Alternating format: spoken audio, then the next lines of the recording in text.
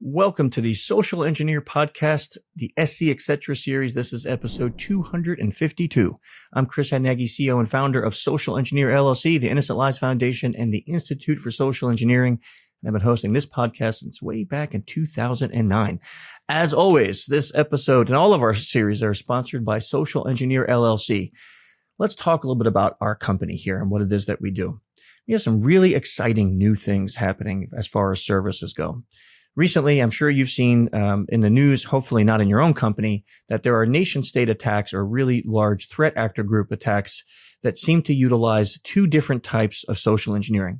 An employee receives a phishing email telling them there's a problem with their computer, and a number is given for support. When they call, it sounds like a legitimate call center, and then the person is breached. So we developed a service that mimics this so we can help employees become aware of these type of attacks. At Social Engineer, we call it the hybrid SERA, Social Engineering Risk Assessment. Your company could have an email sent to them from what looks like to be a legitimate domain, asking the employee to then call into a toll-free or a number that looks like a support number from your company. They're fully trained and certified social engineers that work for Social Engineer LLC will be answering those calls and trying to obtain flags from them. This brand new service is something that we haven't seen anywhere else except in the threat actor world. And we are seeing some massive results with our clients on this. A lot of great awareness, a lot of great feedback from our clients telling us how much their employees are enjoying this because they're learning about this attack vector that they didn't even know. Another brand new service is something we've been able to figure out is how to do SMiShing. We know the U.S. carriers have made it not easy because they definitely are trying to stop spam SMish. Yet all their efforts seem to only stop the good guys. And I don't know about you, but I'm getting probably 10 to 12 a day. But now we're working with clients across the U.S. and being able to send SMS campaigns that are educating your employees on what the threat of SMiShing is. Now, some things to keep in mind if your company's interested in this. They need to be company-owned devices. It's illegal for us to SMish their personal device, but this service, we have been sending, I think, over 50,000 SMS tests every month now. And it's been wildly successful. And we've been able to see many companies acting and resulting in some really great results because of this. So really excited about these two new services. If you're interested in learning more about them, reach out to us through our website, social-engineer.com. We'd be more than happy to meet and talk about how these things may help you and some of the other new things that we have coming up too. If you love the topic of social engineering, you definitely want to be in our Slack channel. Our Slack channel is over 1,500 people now every day talking about all aspects of SE.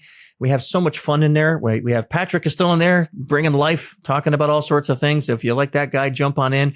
Lots of new people coming in and out every day, asking for advice, tips, tricks, pretext help. We even have a job board where a number of people have found work. So jump on in. If you don't see the link in the show notes, just ping me on LinkedIn and I'll be more than happy to get it for you. I also want to invite everyone to check out the Innocent Lives Foundation at innocentlivesfoundation.org. That organization over the last 6.5 years has been successful at handing in over 510 cases. I'm so proud of the people there. Our mission is to help stop child trafficking and people who create child abuse material.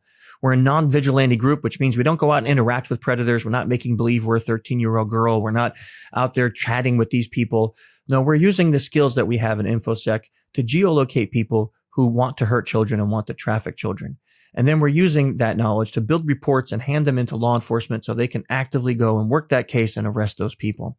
And I'm really proud of the group over there. So if you want to support us, you can do so by joining, or we're a nonprofit, so we can use your donations. And it really helps us to continue our mission. Every little bit helps. Sometimes people say, man, all I can do is $5 or $10 or $20 a month. That's not much. It is. Because if 100 people do that, it helps us solve many, many more cases. So if you want to find out more information how you can support us, go to innocentlivesfoundation.org. Of course, if you're loving the music on the podcast here, if you're not on YouTube, it is none other than Clutch, the best rock and roll band on earth. Really love those guys. Neil helped me start the ILF, so go check them out on their website and go see them live. And last but not least, if you like the content, give us a thumbs up or a like.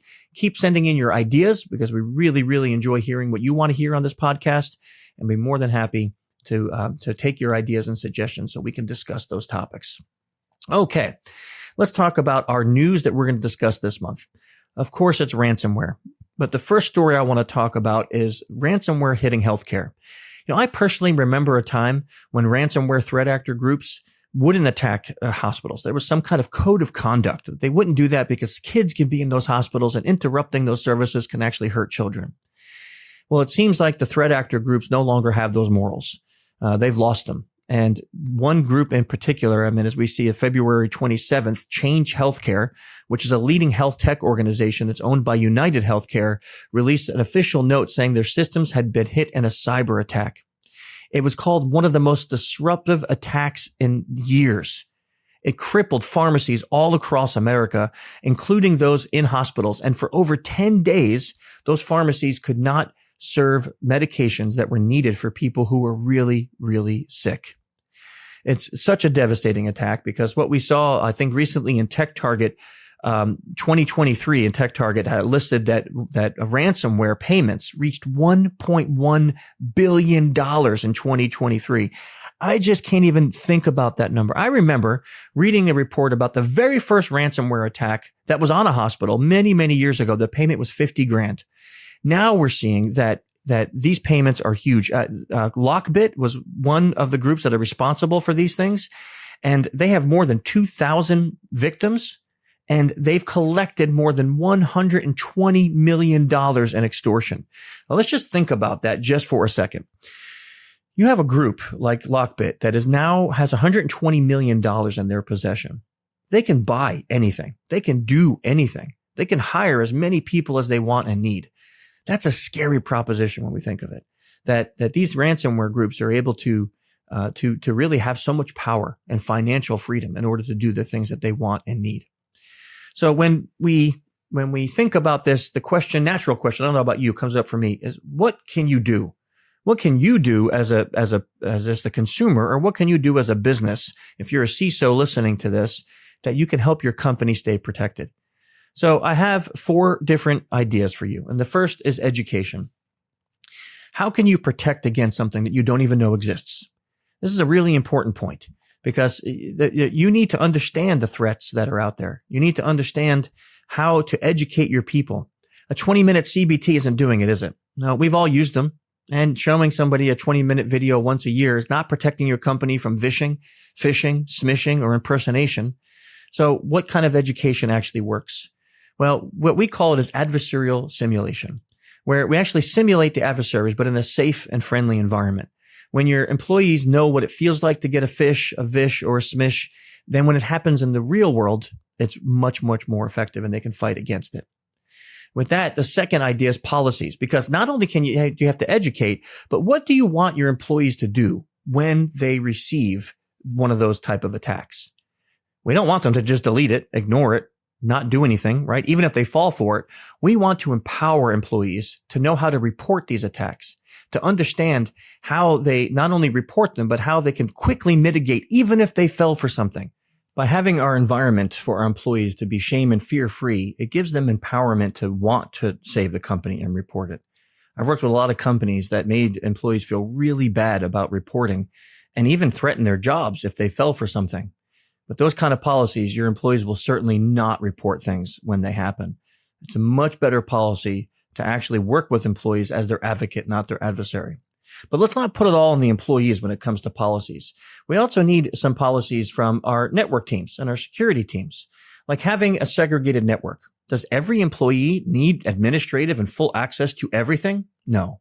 And a lot of times when we see ransomware rip through a company, it's because there was a very flat network that many people had too many permissions. By locking down permissions and only giving permissions to those who need it to different areas, you can safeguard data that may be super sensitive, especially if a lower level employee does fall for a ransomware attack. Let's talk about protection too. Yes, we probably all have antiviruses on our computers and our servers. I hope we do at this day and age. But let's run some extra malware defenses that can help stop ransomware. Scanning our network constantly for vulnerabilities allows us to see if there's anything that need to be patched, and then patching those things fast. Priority could be if you use like dark web threat intelligence.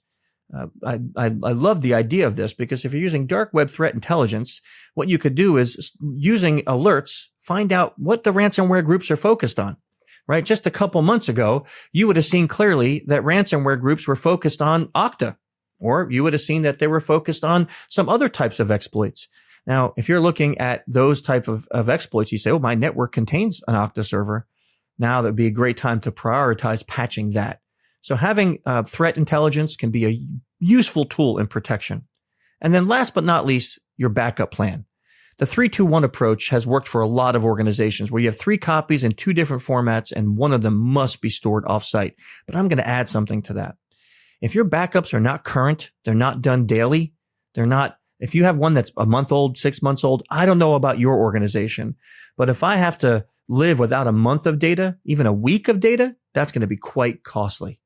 People say, boy, it's really difficult to do backups that often. I know. Believe me, I know. But what is the cost of having your company down because you don't have those backups? A lot of companies that we've worked with that have been hit by ransomware were able to, 1, avoid paying the ransom, and 2, get their networks back up pretty fast because they had a good backup strategy. These 4 things can really, really help you defend against these type of attacks. Let's talk about our second story, which is a new phishing kit that is leveraging both SMS and voice calls, and they're looking at targeting cryptocurrency users. This is a big one. This new phishing kit is impersonating the login page of well-known services, such as targeting cryptocurrency users. This multi-stage attack is using a combination of email, SMS, and phishing. All 3 vectors being used there. That's pretty scary, isn't it? They're getting users to share usernames, passwords, password reset URLs, and even photo IDs. And what they seem to be doing is targeting employees of the FCC, Binance, Coinbase, and other crypto platforms. These phishing pages, they look real. Not only are they designed to be really realistic, but they even have a CAPTCHA test on them to add to that realism. These pages are being distributed via unsolicited phone calls and text messages using the pretext of securing their account after an attack, which is really not too far-fetched nowadays, is it? We hear about these so much that we get one of those and you want to protect your crypto. You don't want to lose it. So it's believable. They're asked to provide a 2FA code or asked to wait while it verifies the information. And then, of course, they get those login credentials, lock the real user out, and they're able to dump all that crypto before they can get back into their account. Whew, this is really scary, especially because anyone that deals with crypto at all, if you lose your crypto, it's gone. Getting it back is going to be next to impossible. It really is. You may eventually, if Department of Homeland Security gets involved, but a lot of people lose tens, hundreds of thousands, or even millions of dollars with these type of attacks. So what are the things that you can do if you have a crypto wallet and you feel that you were attacked by one of these, or you want to not be attacked? Here's the first step. Verify, verify, verify. Do not follow links in SMS or emails.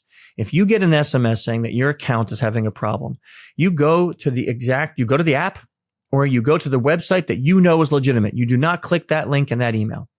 And you log in and you check your account. You get on that phone, you call the support, and you find out what needs to be done. You do it that way, so that way you don't have to worry about the link that's in there, if it's real or not. You want to check your browser. So once you click that link, because it may look real in the SMS, but look up at that URL bar before you start entering anything. Check to see if it's a verified website with a safety check mark. There we go. I finally got that out. But also, does that website look legitimate? Is it the real domain? Is there a hyphen in between things, or is something misspelled? Be extra clear when you are checking that URL. But I still say, don't even go there. Just go to the real legitimate website. Thirdly, hang up. If you get an unsolicited call and they're starting to ask you for information, they're starting to ask you for details on your account, for logins, hang up that call. Go to the legitimate app. Do not call the number that just called you. Go to the legitimate app and get the number for support and call them and report what just happened and see if it really was them. That extra couple minutes may save you the loss of a lot of money and time. Report scams. I know what this is hard. Sometimes people get embarrassed and they don't want to report things. I fell for it. I was stupid. I feel dumb. I understand. Believe me, I do. I fell for a phishing attack myself. And it doesn't feel great, especially when you do this for a living. But you don't want to let that embarrassment stop you. If you detect a scam, immediately report it to the FTC. You can go to reportfraud.ftc.gov. Their website offers tips on what you can do if you're a victim of these scams. and you can report it right there. And you may think, what's going to happen? I'm not going to get my money back. I know. And that may be the case, but you can maybe get those guys caught. Sometimes those reports, they go right to an agent who works this case. And if you're not familiar, just a couple episodes ago, we had a U.S. Secret Service agent. We had 2 of them on the podcast that are working active cryptocurrency scams. And if you remember that episode, what I loved about it is when they work those cases, when they arrest those guys, they return the money to the user. Isn't that a beautiful thing? So if you are a victim of one of these scams, report it. Of course, if you want to get more information on how your company can stay safe from these things, reach out to us. We'd be more than happy to talk to you and help you. I know October is coming up around the corner, so you may be thinking about Cybersecurity Awareness Month. We have some really great speakers here at Social Engineer that would be more than happy to help you talking about these topics and how you, your organization, and your employees can stay safe from these. I hope these little quick news stories help you knowing what's going on in the world. And next month, we'll be back to talk about some of the more current events that are happening. Sadly, there's not going to be any good news, but at least you'll be aware of what's happening, the type of attacks that are out there. Thank you for joining me this month. Until next month, stay safe. See you.